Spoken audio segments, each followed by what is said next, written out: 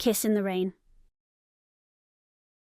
Serena's mother had always warned her about 1,000 dangers in life. To everyone around her, she was a delicate flower, a daisy that had to be protected so no one would disturb its petals. Anyone who saw the young girl working behind the counter in the family bakery would surely agree with her mother. At 18, she had grown into a tall, very thin young woman with wavy brown hair, almost translucent skin, and enormous turquoise eyes that conveyed only sweetness and fragility. If it had been possible, Serena's mother would never have allowed her to work. But the girl wanted to collaborate with her family, and her father had helped her convince her mother that it was necessary for Serena to get out of the house and see a bit of the world. If seeing the world could be called running the bakery in a town of 2,500 inhabitants. The first day on the job was like a breath of fresh air for Serena after spending most of her life cooped up at home. But before she could enjoy the savagery and crazy adventures that working in the family business might offer, Serena had to listen to her mother's lecture about the 1,000 evils that the outside world could bring. The main warning was, no foreigners. Do not even think of opening the door of the bakery to a lost soul who did not have the immense pleasure of living in town. Later, among the million recommendations that her mother made that day, and those that would come in the following days, there was a series that she always repeated. It was that she should never open the windows because the wind could blow the flour and blind her, to be careful with the dirt that accumulated on the ground, because it could cause her to stumble and fall, and the most obvious but necessary reminder to give her every day, be careful with hot surfaces, as she could burn herself. Day after day, Serena was proving that she could carry out the work at the bakery and arrive at closing time in one piece. Her mother did not let her guard down and watched her at all hours. The evidence that Serena still needed her supervision and was not yet ready to fly solo became clear to her mother just a month after the girl had started working. The Mal brothers had moved into the area just 2 weeks ago and were the talk of the town. Serena's mother was convinced that these boys were the very embodiment of evil and that nothing good could be associated with them. The eldest of the three looked like an outright mobster, with his expensive suits and gelled hair. The youngest was a wayward teenager with too long hair and low-slung pants who always rode a skateboard. But the worst of all evils was the one in the middle, not just because of his leather jacket and loud motorcycle, but because he was the only one who tried to get into the bakery. One day, unaware that he wasn't welcome in the establishment, the middle Mal brother decided to buy a loaf of bread. At that moment, Serena was working behind the counter and greeted him with a warm smile, feeling every particle of her being stir nervously in his presence. He returned her smile just as sincerely, and they exchanged polite greetings until Serena's mother sensed his presence in the room and came running from the kitchen. The furious baker tore the bread that Serena was about to give the man out of her daughter's hands, and loudly explained that he was not welcome in the bakery. If he wanted to buy bread, he would have to do so through a mailbox they had, but under no circumstances could he ever set foot inside the store again. Serena thought the rule was unfair and arbitrary. The Mal brothers were inhabitants of the town. Therefore they had the right to be served in her family's bakery, especially the middle Mal, whose name was Enzo, and who was by far the most beautiful creature Serena had ever seen in her short life. His jet-black hair, deep black eyes and square jaw conveyed nothing but love and sweetness. She didn't understand how her mother could be intimidated by someone so gentle. In the course of the following weeks, Enzo continued buying bread at Serena's bakery, and with the mailbox in between, the two young people exchanged friendly words and glances that grew increasingly intense and full of passion. Each of their encounters made Serena's heart beat faster, her blood boil, and her cheeks turn a crimson colour that filled her with life. She wanted to be able to serve Enzo in the bakery as he deserved, but experience had taught her that in any confrontation with her mother, she could consider herself defeated before it even started. On one stormy day, everything changed. Serena's parents were stranded at home, leaving her solely responsible for running the bakery. Outside the store, the wind whipped the leaves on the trees, water flooded the street, and lightning constantly illuminated the sky.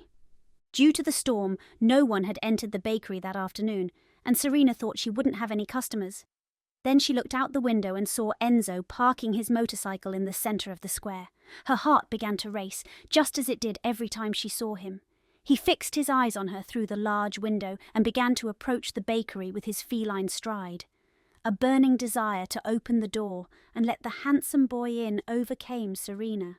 But seeing her internal struggle reflected on her face, he signalled that everything was fine and that she should simply pass the bread through the mailbox as usual. When it came time to hand the bread to Enzo, something unprecedented happened. As she went to deposit the bread, his hands were already inside the mailbox, and the touch of their fingers sent a surge of electricity through Serena's entire body. For a second, they both remained frozen in place, their gazes locked on each other, and the world seemed to stop. The spell was broken by a strong gust of wind that blew open a window in the kitchen at the back of the bakery. Leaving Enzo rooted in place, Serena ran to close the window.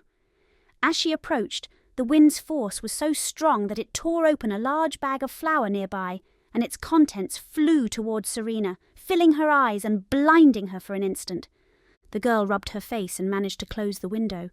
She was returning to the bakery when she slipped and fell due to the mud that had formed on the floor after water entered through the window. Lying on the floor and looking at the ceiling, she thought that this could not be happening.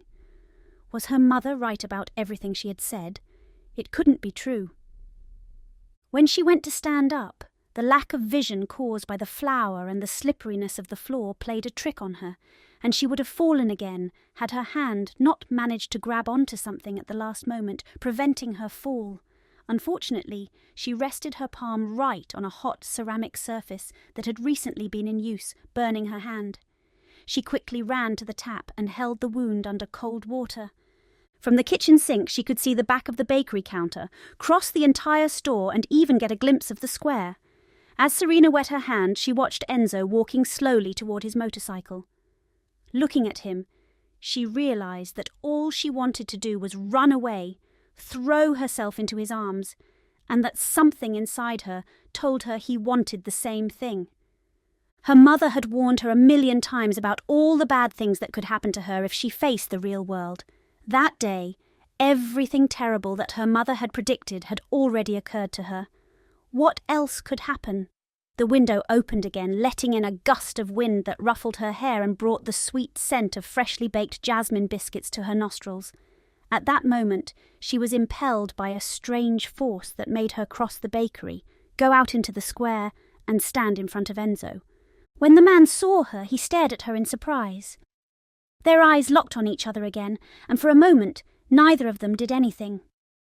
The rain drenched their clothes, and the wind made their hair blow wildly. A whirlwind of air seemed to form around them, drawing them even closer. Feeling close to him, sensing his warmth and magnetic presence, Serena forgot all her mother's warnings and planted a kiss on Enzo that left him breathless. Despite the rain and the cold, intense heat ran through Serena's entire body. Enzo returned the kiss, and they both melted into a tight embrace, filling her with mystical energy from head to toe. The pleasure that flooded Serena at that moment was indescribable. Her body felt light, as if she could rise into the air just thinking about it and float away, but she was certain that his strong arms would keep her grounded. She was so happy at that moment. What could her mother see wrong with an experience like that? How could she consider something so extremely pleasant negative? In response, a different kind of electricity surged through both of them. But it wasn't an infusion of passion brought on by the emotion of the moment. The blinding light that accompanied the discharge was evidence that lightning had just struck them. An intense force invaded the two young people and made them separate instantly. Blinded by the light and the impact, dazed by the noise of the thunder and the force of the storm, Enzo and Serena stood in place, trying to process what had just happened. Enzo reacted first, taking Serena by the hand. They ran towards the protection offered by the bakery. The heat of the bakery was a blessing for the two of them, who did not stop shivering. Serena's mind felt dazed by the impact. Her thoughts were mixed inside her head, and she was unable to organize them in that internal chaos. But beyond everything, despite the madness that lived in her head at that moment, she saw a thread of light. Now there was no way anything stranger could happen, but if there was, she was willing to find out. Without hesitation, she kissed Enzo again.